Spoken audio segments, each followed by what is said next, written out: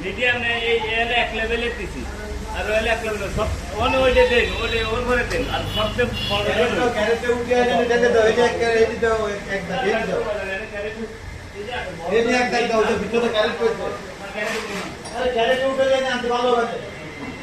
ও দুই করে ফিট করে দিতে করতে হবে এটা কাটতে না দাদা ওই বড়